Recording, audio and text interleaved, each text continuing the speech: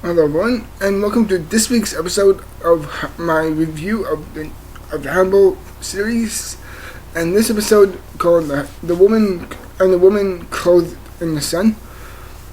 And basically, what happens in this episode essentially is that the carvings retrieved from crime scenes help Will Graham learn about Francis Starr's own psychology and how essentially all goes down and all that really does. Mentally prepare him and mentally just completely set it all up. And this, to me, is my favorite episode of the series. Not the whole series, but of season 3, essentially. Mainly because that I love the way that it's done before in certain episodes is just perfected here. There's a certain level of intimacy, the unnervingness, and the whole uncomfortability sense, and the uncomfortable tones that they've created in the show have completely become full circle in this episode. It shows the dark, depraved, horrifying type of nature that it really has in this series, and that, of course, it really just shows it on that really great particular level of uncomfortability and tension that plays on it so damn well, and it knows how to make every single scene this almost have the effect of making you churning your own stomach. Like, it really makes it seem so uncomfortable at times. But then again, there's some moments that are just very beautiful, and it's beautifully shot, and it's well done, and there's beautiful music, and it's brilliantly acted. And then play on such a clever, brilliant note that I just don't know how they do it. In my opinion, I just really don't know how they do that. The way they can just do that with a certain level of intimacy, the level of uncomfortability to really make you in these characters' perspectives, really is interesting. The way they put you into Francis Starr's psychology and psyche and mind and perspective is very, very emotional and fragmented and fragile, and makes him seem like a much more damaged character than in this version's episode of Richard Armitage's version than, let's say, Ray Fiennes' version in the movie Manhunter, in the movie Red Dragon, directed by Brett Ratner. Like, in that version, the Francis Starr was essentially played by Ray Fiennes. Like his was much more broken, but this one is a lot more emotionally just completely destroyed, and you really can sympathize with him. And I think that's such a powerful fact that this series can seriously do.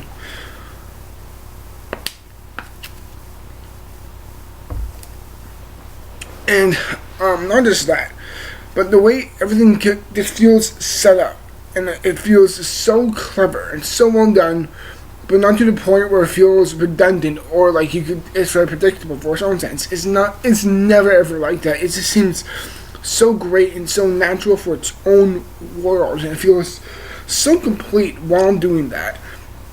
And the beginning of this episode, it's very interesting. Like, you see Francis Starr actually call Hannibal Lecter while he's in the insane asylum, and the way that is done is so clever, and there's such a great deal of tension and suspense there that you just don't know what's going to come out of each other's mouth, and I love that so damn much. And you also see Francis Starr with this woman. I forgot her name now. I'm sorry, but she's essentially African American, and I forgot the actor's name or anything like that, but oh my god, she's exceptional. And there's a scene when Francis Starr's character takes her to the zoo, and she essentially gets to touch the corpse of a tiger, and that scene was both creepy and unsettling, but also very beautiful. The way they shot it from certain angles, and the way you can see the color and the crimson and the color palette of how they show the humans in the background, and with the contrast of the orange and black of the tiger is fucking amazing. I love the way it's shot. It's just so crisp. Like the way Spider-Man looks in comparison to Venom right here in this poster is very much like that. The two opposite colors truly contrast within another. It's like one of them really pops a lot more for Spider-Man than that he pops out. Spider-Man in this picture pops out more than Carnage because the red is so much more of a striking color than black, because black can actually meld with any other color a lot more seamlessly. That's why it really has a sense of I won't say transmitting, but it has a great balance between those two colors, and I love how that's done in this show. And there's a sex scene with Frances Dollar-Heride and the girl. Well, not the girl. She's pretty like middle age. She seems like she's probably in her early to mid 30s at least. And there's a sex scene in this episode, and it's not arousing. It's not sexual.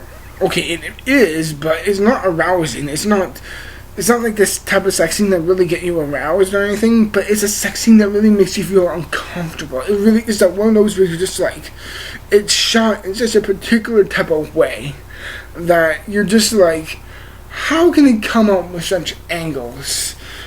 Like, there's a shot that's kind of like this.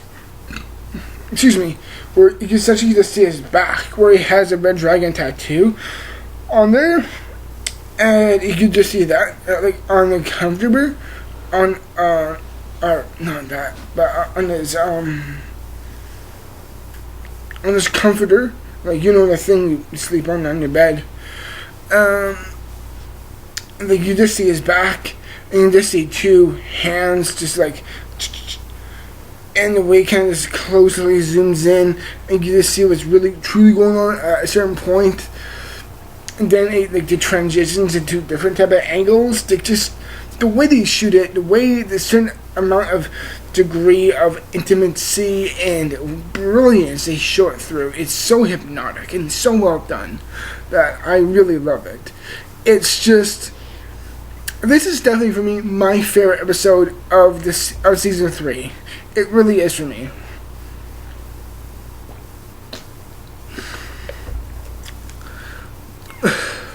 And it's just more depressing to think that within 2 to 3 weeks the show will be over. But you can't stop that. I can't stop that. That's just to me more sad. But I'm hoping the show goes out on a bang. And here's to the last few episodes. Hoping they will be good. Because I think this is like the last 3 or 4 episodes of this month. Due to show Hannibal, one of my all-time favorites, within so many ways. And the way it's shot, the way of intimacy, is just everything I just love about it. And there's a scene in this, like, the way it ends, like, I wouldn't say he breaks into a museum to get, like, the painting of the Red Dragon, but the way he sets it all up, like, he essentially plans, like, an appointment or something with, like, the museum curator or something like that, and basically he chokes her out and gets the painting and eats it. And it's weird and striking, but it seems so oddly fitting. It's like he's becoming one with the Red Dragon. He eats the painting. No, he doesn't keep it on his wall. He doesn't keep it as a sacred thing in his own house. He eats it. Who even thinks of something like that? That's just genius to me. It's just genius. I can't help but love it. I just can't help. It's this odd, out of this world, dark, humorous type of feeling that this show just has. and I just love every second of it. This episode, of course, as always, gets a great big 2 thumbs up as always. Thank you everyone for watching as always, and stick around for when I will review the movie. Let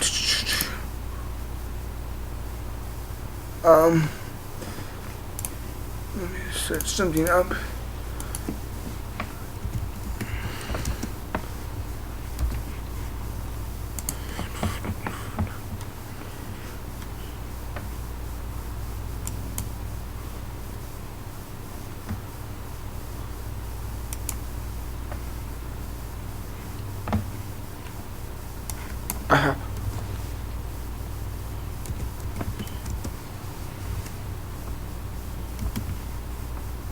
The Gift. That's it. When I will review the movie The Gift.